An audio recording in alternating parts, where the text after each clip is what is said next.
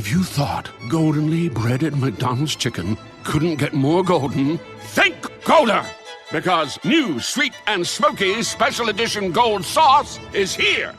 Made for your chicken favorites. At participating McDonald's for a limited time. This is Marshawn Lynch. But on Prize Picks, being right can get you paid. So I'm here to make sure you don't miss any of the action this football season. With Prize Picks, it's good to be right. With millions of members and billions of dollars awarded in winnings, Prize Picks is the best place to put your takes to the test. The app is really simple to use and available in 40-plus states, including California, Texas, and Georgia. Just pick 2 or more players across any sport. Pick more or less on their projections, and if you're right, you can cash in. With simple stats and fan-friendly policies, Prize Picks is the best place to make your picks. Most importantly, they don't play about your paper. All transactions on the apps are fast, safe, and secure. Download the Prize Picks app today and use code SPOTIFY to get $50 in lineups after you play your first $5 lineup. That's code SPOTIFY to get $50 in lineups after you play your first $5 lineup. Prize Picks. It's good to be right.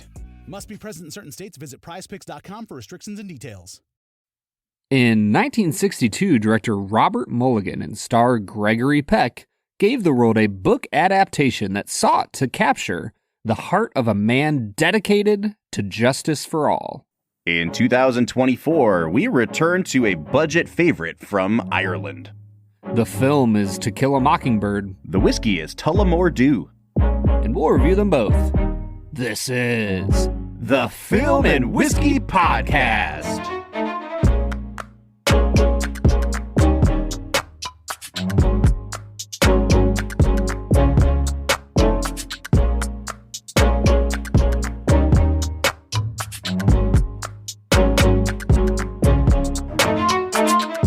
Welcome to the Film and Whiskey Podcast, where each week we review a classic movie and a glass of whiskey. I'm Bob Book. I'm Brad G. And this week we are revisiting the 1962 classic To Kill a Mockingbird. Brad, this has been one that I'm really excited to go back to. And folks, by the way, if this is your first time joining us, welcome into Film and Whiskey. This season we are revisiting all the films that we looked at in season number 1 for our 10th season anniversary. It's been a really fun exercise so far. This is, I believe, episode 9 of season 1, or of season 10, rather. Brad, as I recall our recording process from season number 1, what we would do is we would kind of sit in a room, we'd get together once a month, and we would knock out 4 episodes in succession, and it would take us like a full 8-hour day to do it. Yep. So this would have been our 3rd recording, and I remember this was the one where we went to your friend Eric's house and recorded 4 episodes in his living room.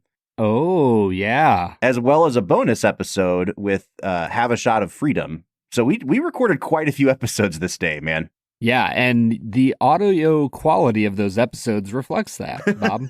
It was echoey, and we were getting a little schwasty because we were drinking a lot of whiskey. What a great time.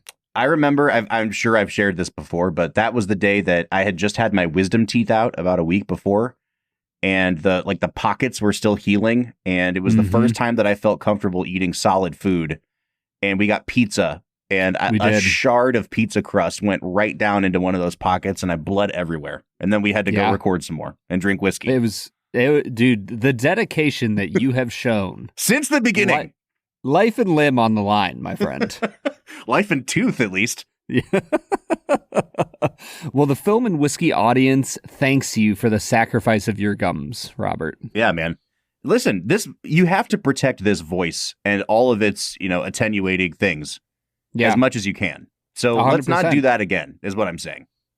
Yeah, I am well over the days where we recorded for 8 hours straight. Me too. All right, man, let's turn our attention to Kill a Mockingbird, a true American classic if ever there was one. This is, I think, ranked number 25 on the more recent AFI Top 100. It is a beloved movie. Atticus Finch was named the greatest hero in American movie history by the American Film Institute.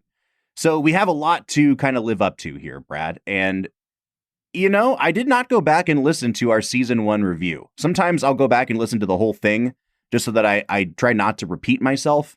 Sometimes I'll go back and just see what I generally thought of the movie and then turn it off. And then there's days like today where I just have not had time to go back and listen. So Maybe I'll completely repeat myself, but I'm more interested in your impressions of the film 9 seasons on from the first time you watched it. Now, remind me again, was season 1 the first time you saw the film?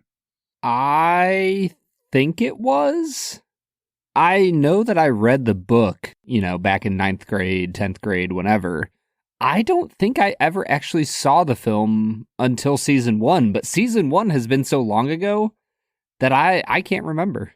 Well, hopefully you remember. Have you seen the movie since then? I have not. Okay, so we're going to just go out on a limb and say that this is watch number 2 for you. Sure. And yeah, that's a fair guess given my history with movies. I was going to say, if I was a betting man, this seems like a safe bet to me.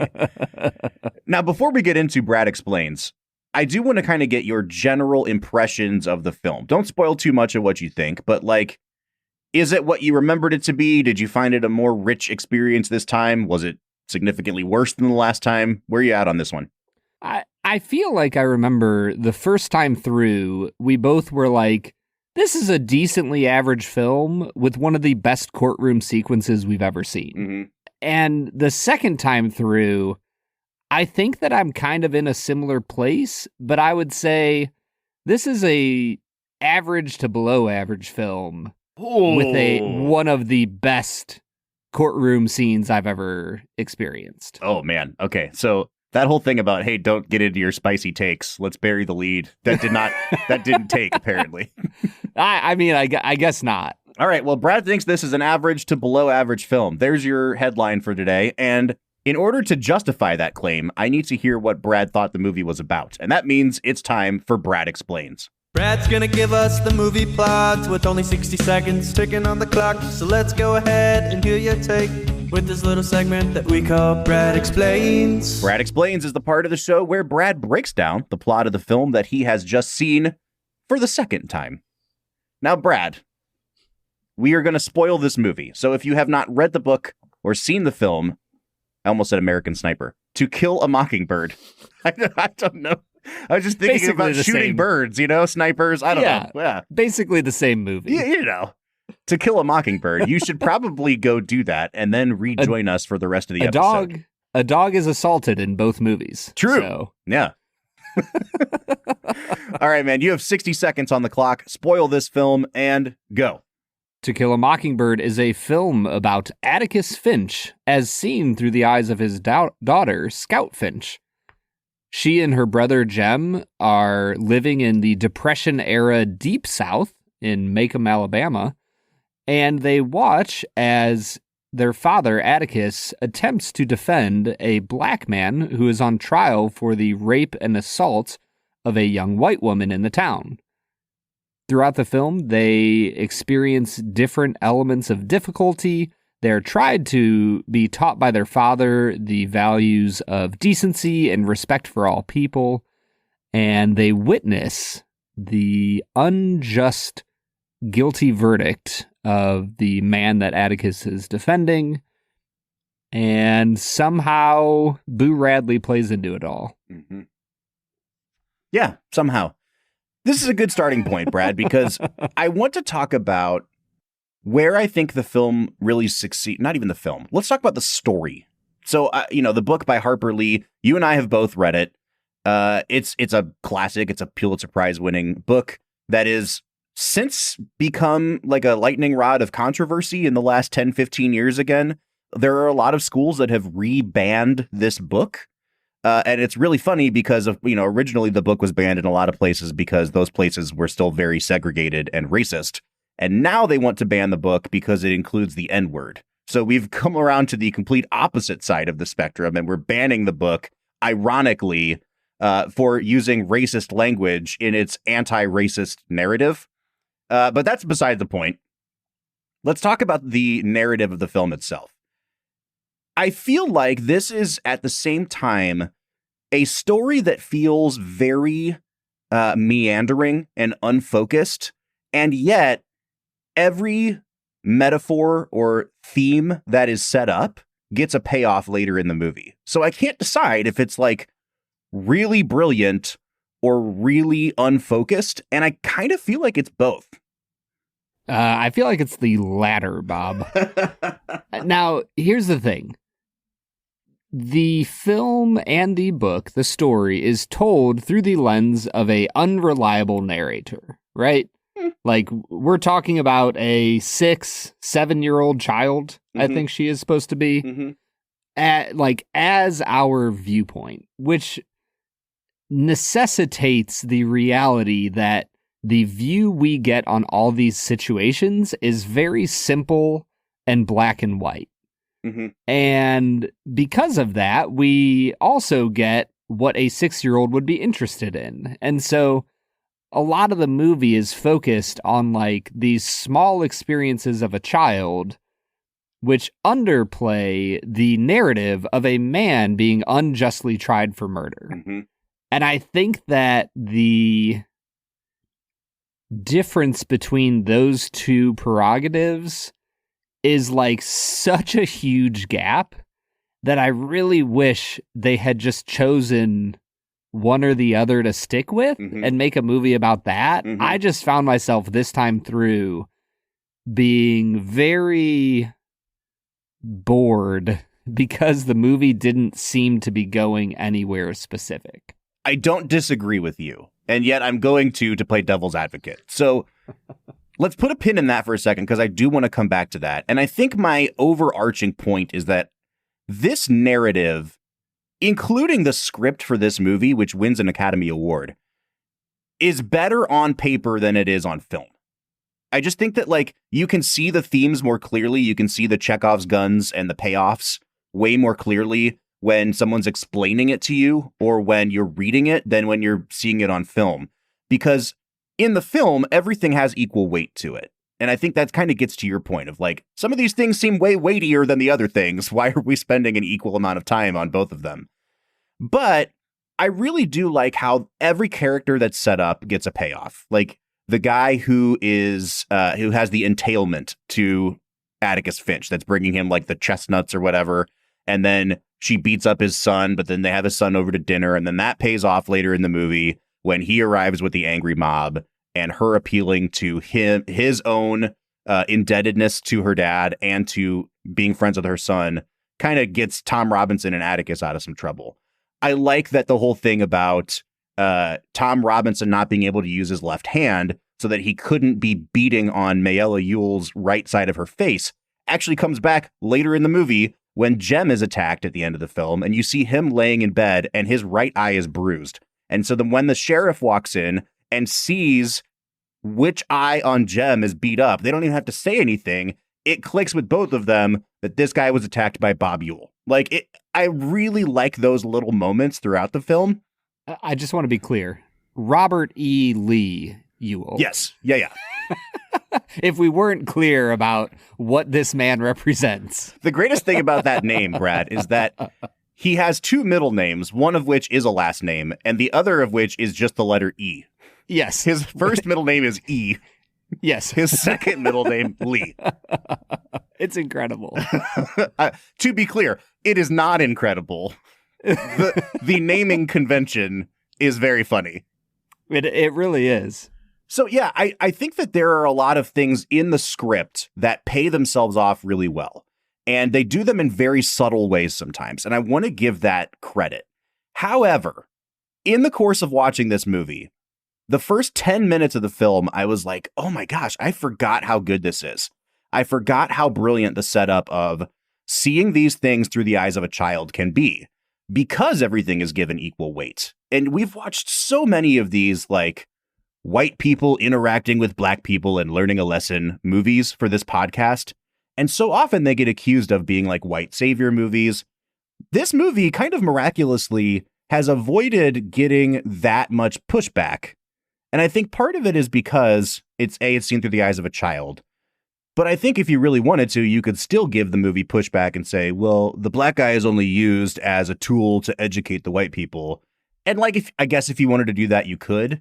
But I really appreciated in this film that, like, everything is treated as something that a young child is inquisitive about, is curious about, is learning about.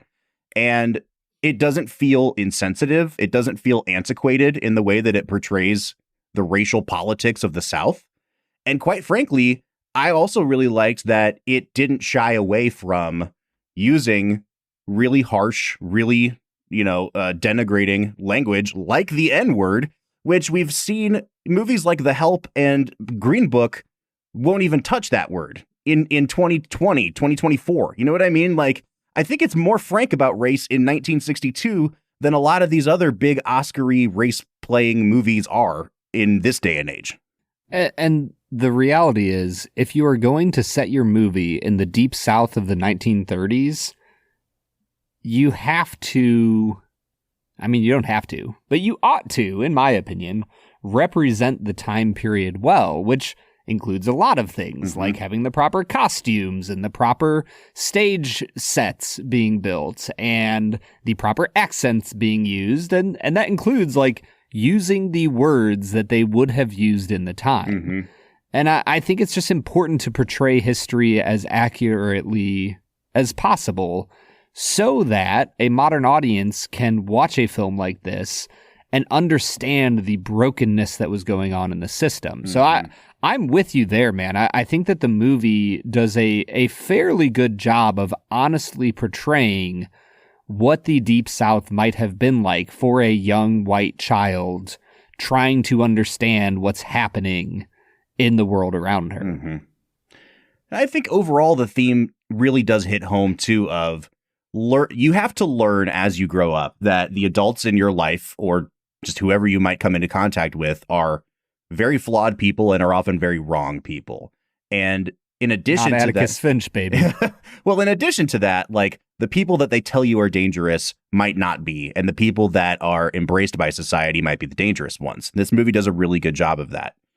I was going to say, too, I think one of the best payoffs of the movie, or the best callbacks, is towards the end of the film when you find out that Tom Robinson is dead. And, it's implied that he was shot out of malice. But even if you don't think that he was shot out of malice, they call back to a scene earlier in the movie where Jem has been hounding Atticus about not letting him get a gun. And he says that Atticus is basically a coward and he'd never use a gun. You find out Atticus is the best shot in the county when a dog with rabies wanders into the neighborhood and the sheriff hands the gun to Atticus and says, "You do it, I can't shoot." And so, like, that comes back later in the movie where the sheriff and his deputies have bad aim. But the phrase they use to describe how Tom Robinson supposedly ran away is he ran like a mad dog. And what really comes up in that moment is, was he running like a mad dog because he was put down like a dog? But we've already established the theme of killing a mockingbird, which is somebody who doesn't do anybody any harm. And so what they think they did was shoot a mad dog. And instead what they did was they shot a mockingbird. And I really love, that's directly from the book. But I think they do a good job of folding those things into the movie in a way that's not like overly schmaltzy or calling attention to itself.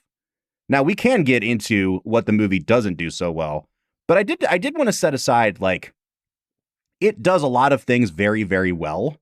I just don't know in the balance of things if those things shine as much as they need to. Yeah, and they don't shine quite as much because there's enough moments that feel really forced that it feels like a very up and down type of movie. And so for me, like, the moment when the lynch mob goes to the jail to kill Tom Robinson and Scout comes in and starts talking to, the farmer and gets him to feel bad and call off the mob, it's moments like that feel so fake. And for like a variety of reasons. One of the reasons is that you can hear their voices echoing on the sound off stage. Of the set. Oh my gosh, dude. And this was... So the director, Robert Mulligan, is not like a very famous director to this day. Like, this is by far his most remembered film. And I will say that, like, again, in the first 10 minutes of the movie, I was like, the cinematography is beautiful. They put so much effort into this. There's actually a shot, one of the first establishing shots is when the guy that has the entailment, like, gets off of his cart and is walking with his bag of, like, nuts up to the side of the house, and the camera pans over with him and stops, and then Scout swings backward into the frame on a tire swing. And she's like narrating, "I was 6 years old." And then you see her for the first time. It's a great little economical use of the camera. And you can tell in this movie, more than most movies we've done on this podcast, which scenes they put time and effort into and which scenes were like, either we're running out of time or we're running out of money. Because some of them are outdoors, some of them are like really well choreographed. And then you have sequences like this mob sequence where it is clearly a soundstage. The sound quality is awful. The direction is bad. Like, they're not even directing the members of the mob very well. They're the most quiet, respectful group of men that want to lynch someone. It's unbelievable, yes. Dude. Yeah, 100%. And I think that was my frustration throughout the film outside of the courtroom sequence, where it just felt like the quality of the filmmaking, whether it's the script, whether it's the cinematography, the sound design, it just felt like they were all at odds with one another throughout the movie. That you might have a great moment of the script, but the sound design isn't great. Or you might have a great moment of sound design, but the camera work isn't really up to par. And it just felt like a very uneven experience throughout. And then in the middle of all that, you have Gregory Peck just freaking knocking it out of the park with pretty much every line he's given, but especially as he is operating within the courtroom. Why don't we save the courtroom sequence for the second half of the show? Because I think we're kind of on a roll here with identifying what's wrong with the movie. And I always like it when we suggest fixes for the movie, too. Because as everyone knows, if there's anyone who needs to fix a 60-something-year-old film that's considered one of the best of all time, it's Bob and Brad. That's what they call us in for. It's what we make the big bucks for. The fixers. The fixers, man. I do think, you need to lose 20 minutes off this movie. And those 20 minutes all need to come from the sequences of them sneaking around the Radley house. There are way too many of them, and there are only a few that are actually like germane to the plot of the movie in terms of, he picked up my pants and hung them up for me. Like, literally, that's the only part of that you need to establish that Boo Radley is not harmful and that he wants to leave presents for people. But there's like 3-4 different sequences of them sneaking around that house, and they just get so repetitive that it really grinds the movie to a halt. There's a great sequence where the judge comes and assigns the case to Atticus, and it happens right after the kids are reminiscing about their dead mom. It's like a beautiful sequence of this film, and the stakes are established. And then the very next scene is her like fighting with this kid, Walter, at school. And then this extended sequence of him coming home for dinner. And man, both of those scenes only exist to pay off that scene at the lynch mob.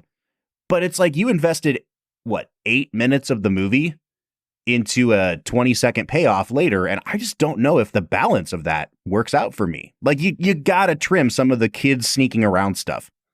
Tell me this, Bob. Does the movie change at all if you just completely get rid of Boo Radley? Like, obviously, you have to change up the ending of the film a little bit. I don't think you have to do a lot of work to make it make sense. No, I think Boo Radley is necessary for the point of the movie to make sense. Like, Tom Robinson is, frankly, dispatched with so quickly and so quietly, and it's because he doesn't overlap with these children's lives. But then that principle comes back into play with Boo, that like they killed Tom Robinson, they killed a Mockingbird. We're not going to do the same thing again with Boo Radley. He's a guy that doesn't harm anybody. And it's the only hint of progress in terms of like the way people are thinking about others in the film. So I think you have to keep Boo Radley in it. I just don't know that you need to hammer it in that much of him being a threat or him being spooky, aside from one, maybe 2 scenes. But the problem is nobody in the movie changes.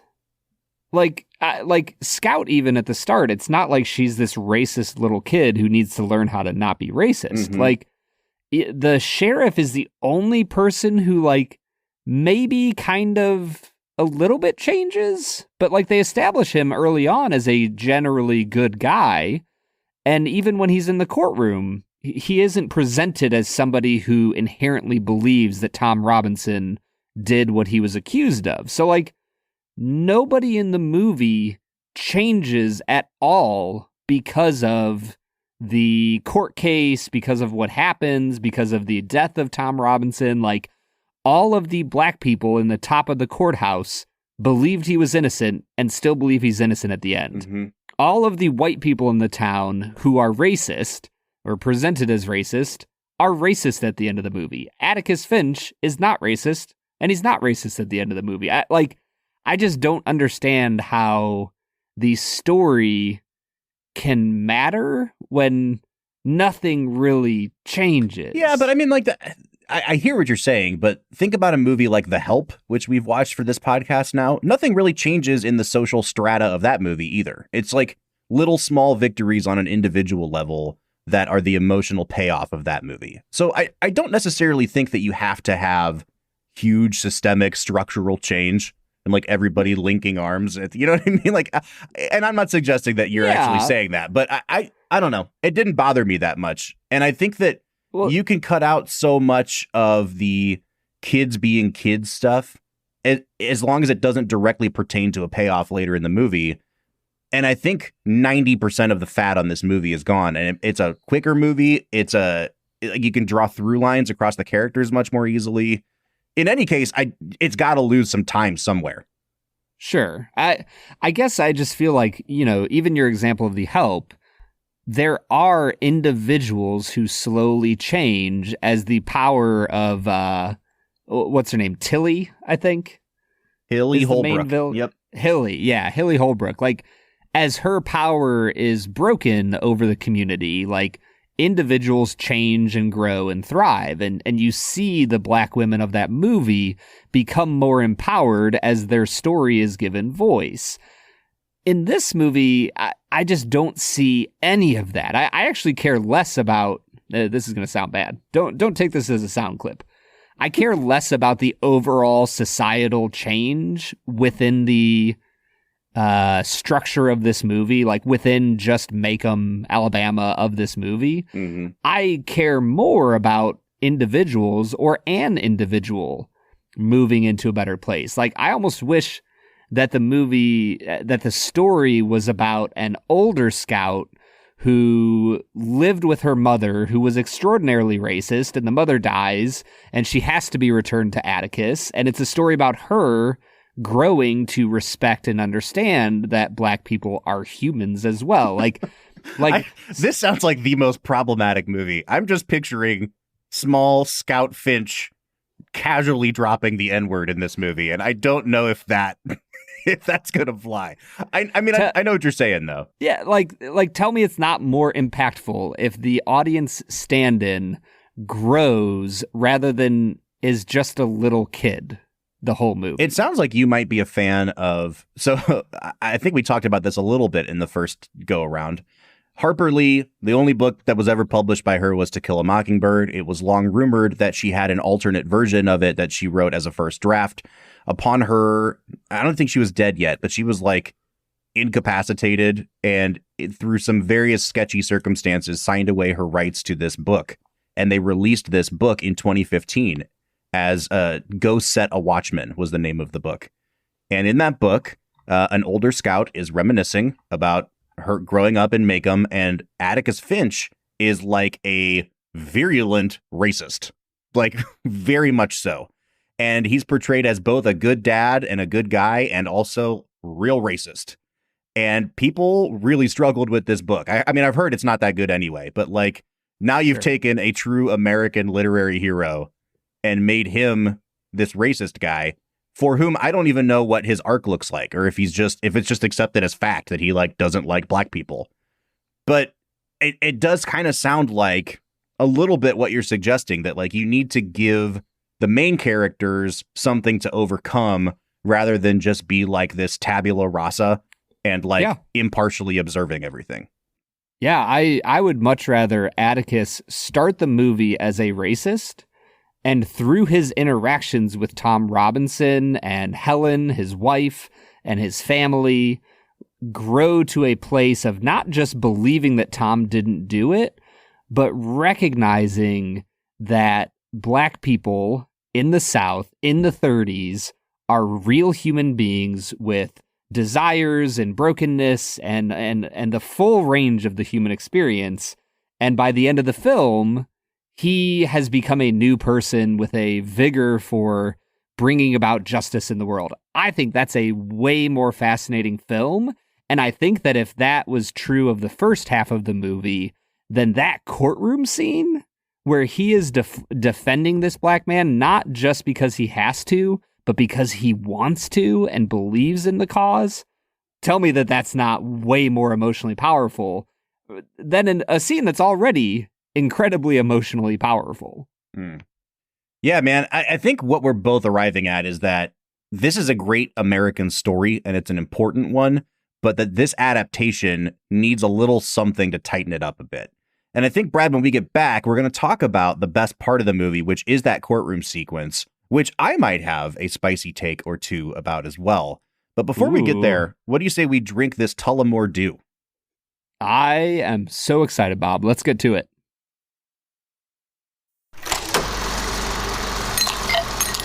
All right, so today we are checking out Tullamore D.E.W, which is labeled as Tullamore D.E.W. There's little periods in between each letter.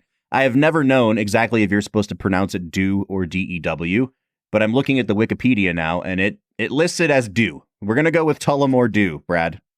It also, like, the actual branding has all of the letters being capitalized in Tullamore and D.E.W. But if you see it in like press releases, Tullamore is spelled normally with a capital T and all lowercase, and then D.E.W is all capitalized. Correct. So it's almost like they're yelling at you like, Tullamore D.E.W! They want to compete with Mountain Dew, you know? This is the Tullamore D.E.W. Damn it, don't get it confused. So this is one of the world's most famous Irish whiskeys. We've obviously reviewed it before back in season 1. We've done a couple other little offshoots of Tullamore D.E.W that were finished in different kinds of barrels. I believe one of them was called like the Tullamore D.E.W Caribbean cask or something like that. We really liked that one. I'm excited to dive back into Tullamore D.E.W because we have long lauded Jameson as our favorite mass-produced Irish whiskey, but Tullamore has always given it a run for its money, literally because they're like the same price, and just because you and I appreciate a good budget pour of whiskey. Yeah, 100%. Tullamore D.E.W was recommended to me long time ago, like before we ever started the podcast. I remember telling a friend that I really like Jameson. Jameson and ginger was like my go-to drink. And he told me, why don't you try Tullamore D.E.W sometime? It's like, at the time, it was like a few bucks cheaper than Jameson. And I remember trying it and being a fan of it. So I, like, literally from like 2015, I want to say, I've always been a fan of Tullamore D.E.W. So this is a triple distilled Irish blended whiskey. It's a blend of malt whiskey, grain whiskey, and pot still whiskey, which are the three major categories in Irish whiskey. It is proofed all the way down to 80 proof, and it is non-age stated. So we have no idea how old this is, although I believe it has to be at least 3 years of age. So Brad, let's go ahead and dive into it. What are you picking up on the nose of Tullamore D.E.W? Tullamore D.E.W! The nose here has some really nice lemongrass. It's like a little bit earthy, a little bit citrusy. The honey is there. There's a really strong, like, I don't know if I'm going to ruin this for you, Bob, but once I realized it, it's the only thing I could smell. It's got a really strong apple juice element on the nose. Really pleasant, comes across nicely, very soft and gentle as you would expect from an 80 proof Irish whiskey.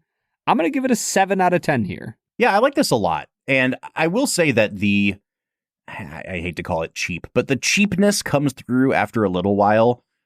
On Irish whiskey, Brad and I almost always get these like bright citrus, appley. We get melon and we get like peach pear sometimes. Those are like the big notes we get on Irish whiskey. Sometimes we get those on blended scotches as well. And what I've found is that if that's going to be like your baseline for the nose, then the mark of quality is how long can it hang on to those kind of much more gentle, subtle notes as you nose it. And this one, it's right there up front. And then for me, 30 seconds in, the grain whiskey in this really starts to take over. And it's like it just gets a little bit of a funk to it that may be coming from some of that pot still whiskey, but it just kind of smells like unflavored, unseasoned grain. and it starts to tip into like, oh, now I'm getting the ethanol notes. Now this smells a little bit harsher to me.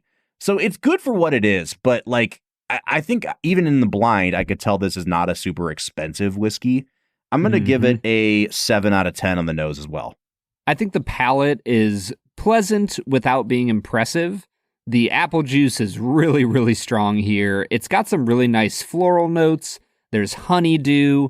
It doesn't get into the nice honey flavors that I really hoped for. It's pleasant and bright. I actually do like it a little more than the nose. It is very simple. So I'll bump up a tiny bit to a 7.5. Yeah, I think in terms of just pure enjoyment, this is like an 8.5 for me. I'm going to give it an 8 on flavor. It's simple, but once you kick it to the back of your palate and those sort of like cigarette ashy notes start to come up that we get a lot on Irish whiskey, it's a really nice transition. It fades you into it very, very well. And I expected it to be a lot harsher and a lot more sudden for those kind of bitter notes to come out on the back. It doesn't do that. I am going to ding it on finish because that's where the bitter notes really take over for me. It's a long-lasting finish, but it's really grain forward, and it's like straight ash for a little bit. Quite a bit more bitter than I would have liked it to be. I'm just going to give it a 7 out of 10 on finish. Yeah, I actually am lower than you on finish. I'm going to give it a 6 out of 10 here. My first note is cigarette ash. Like, it is so ashy on the finish. There's some green apple, but like kind of like a sour, almost like an apple you wouldn't quite want to eat type of sour green apple. There's just, it drops off on the finish, Bob. See, and that would be more forgivable when we keep the value in mind. I know we're still getting into balance here, but like a lot of times we say, okay, it's well balanced for a $20 whiskey. It's no longer a $20 whiskey, so I have to keep that in mind as well. But as much as I can say in a vacuum, is this a well-balanced whiskey? No, not really. I'll give it a 6. I feel like that's probably a little bit generous. But this is a below average whiskey. This is not what you want. I would recommend you buy like a $40 Irish whiskey over this. I will help it out when we get to value, but right now we're just talking about in general, is it well balanced? Probably not, Brad. Yeah, I'm at a 6.5 on balance. It's interesting, but it's not complex in any way. I think value-wise, this is sitting at $29 in the state of Ohio. This isn't a whiskey that's going to get gouged across the country, so I'm guessing you're going to see it anywhere from $28 to $30. I'll give it a 7 out of 10 on value. I still think it's a good whiskey worth drinking, but there are better options, and I love what you said, Bob. I would push you towards a lot of like $38 to $42 whiskeys before I would say go drink Tullamore D.E.W. Mm-hmm. You said it's $29 now? Yes, sir. Yeah, that's a 4.5, 5. I'll give it a 5 out of 10 on value. I mean, like Jameson's the same price. I do think Jameson's better than this. If Tullamore D.E.W was undercutting them by $5, it'd be a great value. Sure. I'm sure this is a good mixer. I think if you wanted to throw it in with some like apple cider or something in the fall, it'd be really, really good with those apple notes in it. But $30 for a mixer is kind of pushing the upper limits of what a mixer should cost. And at that point, if you're going to be doing that, I'm with Brad. Just, save up $10 more and get something that's good and neat. So that's taking me to a 33 out of 50. Brad, where are you at? A point higher. I'm at 34 out of 50. So that takes us to just a 67 out of 100, or a 33.5 out of 50 on average. Do I recommend this? It's a soft no. Like, I think I would pass and get something else. It's not like offensively bad. I'm not offended by the price of it. I just think it's slightly overpriced for a slightly below average whiskey. Yeah, if you are experienced in the world of Irish whiskey, I would say pass on this. If you are looking to try Irish whiskey for the first time, check out what it's all about. Like, you can find a 50 ml of this for like $1.50, $2. I would say go buy a 50 ml, pour it, enjoy it, try it out. It's going to be worth that. And if you like it, then keep a bottle of it on your bar. It's not that expensive. All right, Brad, let's get back into talking about To Kill a Mockingbird. What do you say? Let's get to it. All right, everybody, that was Tullamore D.E.W. Do! You know what you haven't been doing well at this year, Bob? Do you know what it's time to do now? It's time for 2 facts and a falsehood. Brad is gonna try to stump you, Bob. 2 are right and 1 is wrong. 2 facts and a falsehood. 2 facts and a falsehood is the part of the show where Brad presents me with 3 items as fact about the making of this movie, one of which is a complete lie, and I have to determine which one that is. Brad, you've gotten me a couple times this season.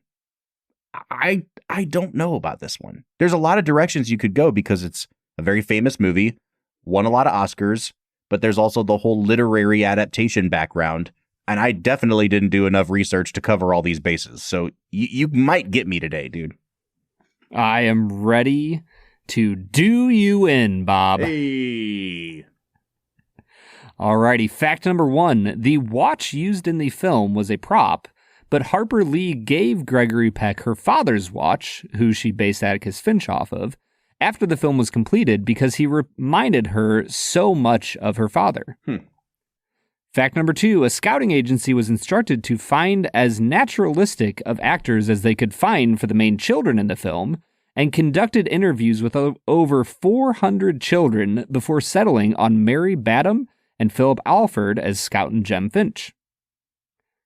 Fact number 3. Philip Alford told his mother that he did not want to go to the auditions for the part of Jem Finch, but when his mother told him that he would miss half a day of school if he went, he immediately decided to go. Okay. They all sound very plausible, so I will give you your kudos for that. Remind me real quick, number 1 again. The watch was a prop, yeah. but she gave the real one. I'm gravitating towards either 1 or 3 as the lie. So if you're doing a little dance because number 2 is the lie, you've gotten me already. I'm going to say number 1 is the falsehood. But I have no basis for that other than it just seems like the most made up PR thing that I could think of. Bob, you are wrong. No! That was a true statement. Number 2 was the falsehood. Oh, wow. Okay. There you go. I don't feel like I often just so completely pull the wool over your eyes that you immediately are like, oh, that falsehood? Totally a fact. It just seemed like, the most asinine of the bunch. It's like, yeah, 400 kids got interviewed. Cool. That's exactly what my high school teachers told me about me. The most asinine of the bunch. That was what you won in your yearbook as a senior, right? Most likely to be asinine. Of the bunch. Of the bunch, sure. All right, man, let's dive back into To Kill a Mockingbird. Now, the most famous sequence of this movie, and arguably its best, is the courtroom sequence in the middle, I guess the second third of the film. It's about 35 minutes long. It is a powerhouse of early 60s cinema. It's a great courtroom sequence. I said I'd have some spicy takes. I'll just kind of get this out of the way now. It so completely changes the perspective of the film that it does kind of bother me that they don't cut away to the kids more often or have camera setups in the balcony looking down at the proceedings from their point of view more often. Yep. And I think that gets to your point, Brad, about kind of undermining that this is a story told through children's eyes because it is told literally at the eye level of Atticus Finch for 35 minutes in a row. And he becomes the actual subject of the film. And I think that really does bother me. Like if this is a movie about kids learning through their own eyes what's around them, then you got to actually put the camera in the point of view of the children more often. I mean, I would argue that Atticus Finch is the subject of the entire film. And I think that's why Boo Radley just kind of isn't a great addition to the story. I think at the end of the day, this movie is not interested in reality. It's interested in creating a mythological figure that we ought all to strive towards. Aspirational. Atticus Finch is a an Odysseus type character for modern Americans to strive towards in the way that they treat black people. Like, if you are talking about the perfect person in regards to race relations, you have to talk about Atticus Finch. Now you're saying I don't mean to interrupt you, but like what you're saying is that's how the movie's putting him forth. Not necessarily that like Atticus Finch is Odysseus, but that the movie portrays him as that. Yeah, okay. Portrays him as a mythological, aspirational figure that we should learn from and try to emulate in our own lives. Okay. And so for me, the courtroom sequence not being shot from the children's point of view, while it is tonally a massive shift from the rest of the movie, I think it's like betraying what the movie is really about. Like, the movie's never about the kids. The movie has always been about Atticus Finch. Okay, well, I think maybe that's a good place to kind of talk a little bit about Gregory Peck, who wins the Academy Award in 1962 for Best Actor. This is one of the most fondly remembered performances in American film history, and I think for good reason. There's a really good quote from Pauline Kael, who didn't love this movie, and she says, Gregory Peck was better than usual, but in that same virtuously dull way. And I will say I kind of see where she's coming from a little bit. I don't find Gregory Peck to be a particularly charismatic actor. But what I do find is that in this movie, more than others, he has just the slightest little facial tics or expressions, or can glance sideways real briefly in a way that clues you into how knowing he is as a character. I do think it's a phenomenal performance, even from an actor that I don't really love outside of this movie. Oh, it's such an incredible performance. Like, the amount of emotion that he lays into his speeches, his questioning, that lies under the surface of a cool, calm, collected lawyer, like, it deserves every bit of recognition it gets as just a superb performance in a courtroom drama scene. Mm-hmm. And then it's undermined when the script asks him to, like, gently consider an empty glass, and throw it at his defendant. Where I'm like, okay, come on. Here's my spicy take about the courtroom scene. I got real bored during Atticus Finch's closing statements. I think that in 1962, like, having a white man advocate for a black man is compelling stuff in general.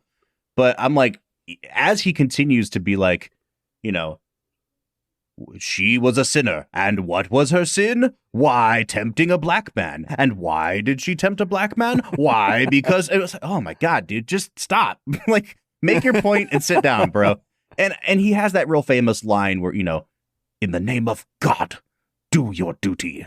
It's great. It's fantastic. It's one line amongst a sea of exposition that I wish was shorter.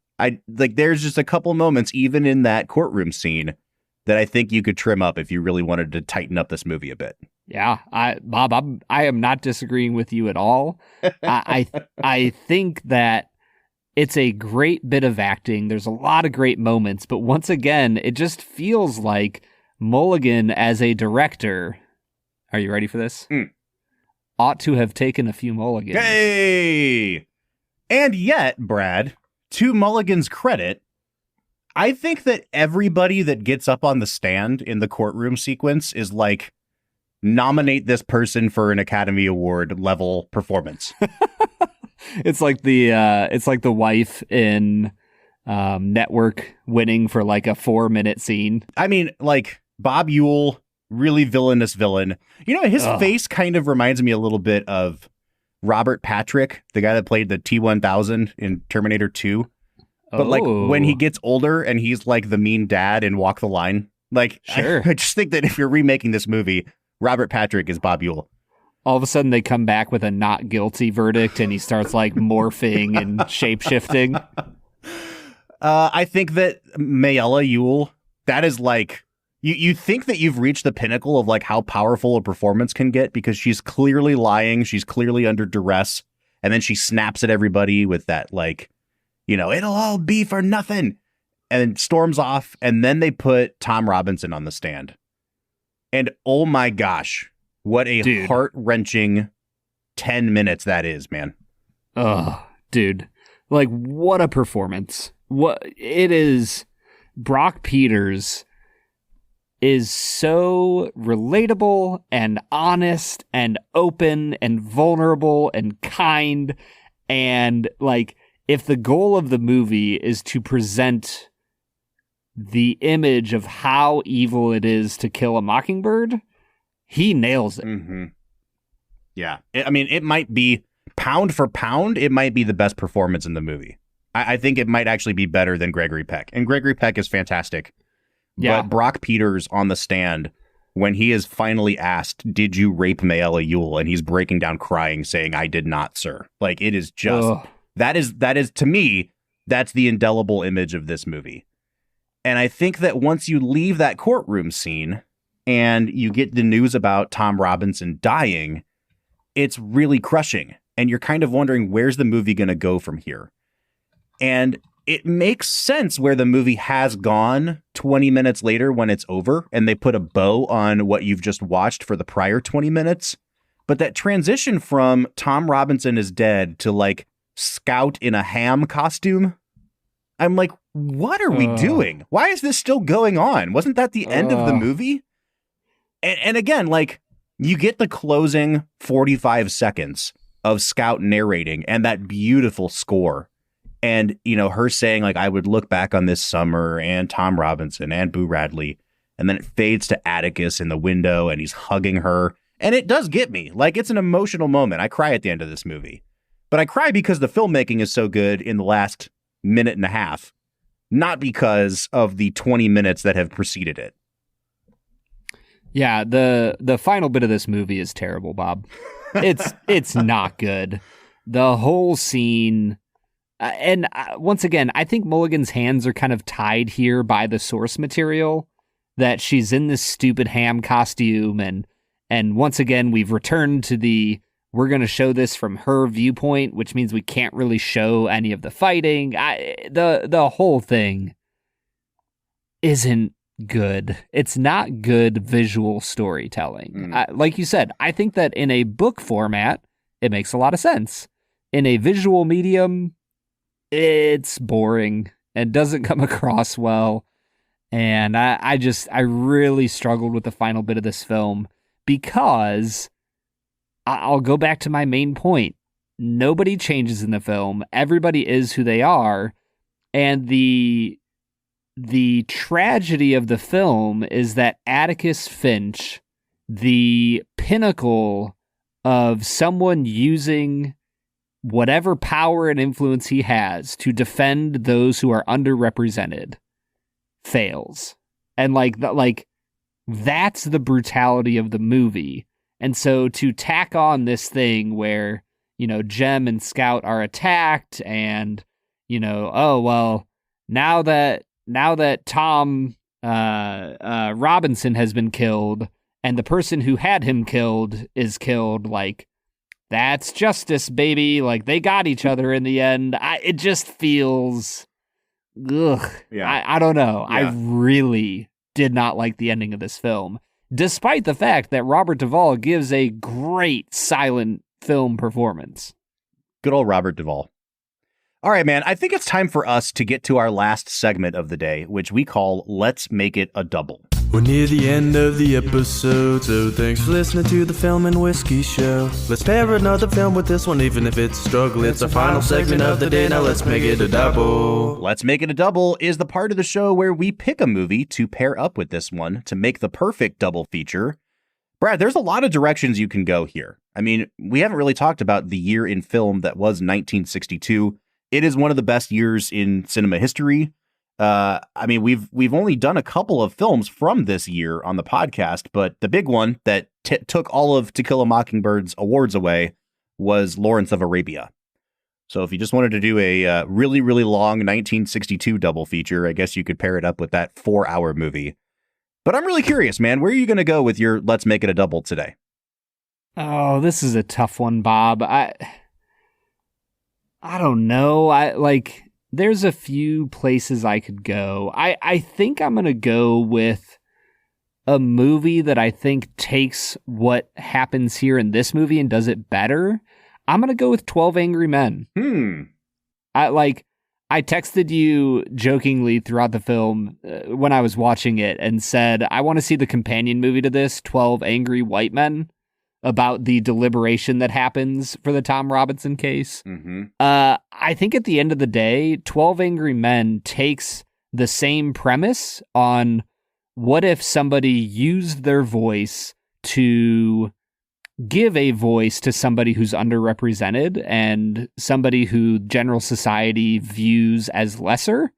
12 Angry Men does that in a really beautiful and raw and honest way. And it's way more concise about it.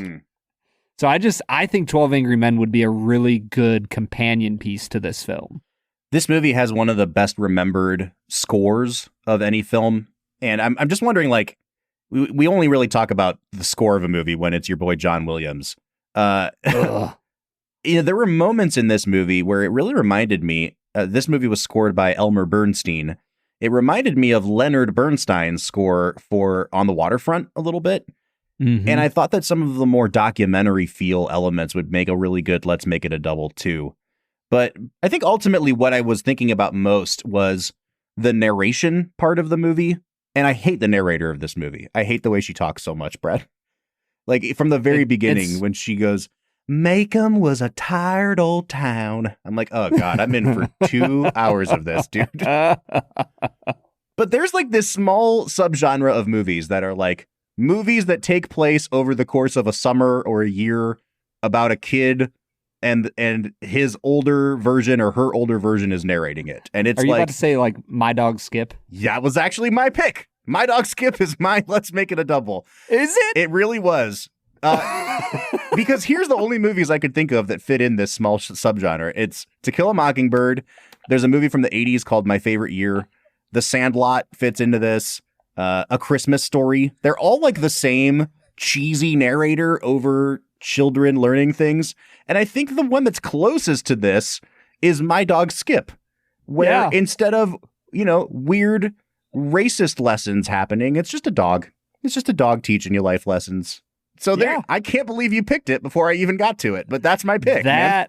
I feel prescient, Bob. I 100% of all the movies that that's crazy, dude.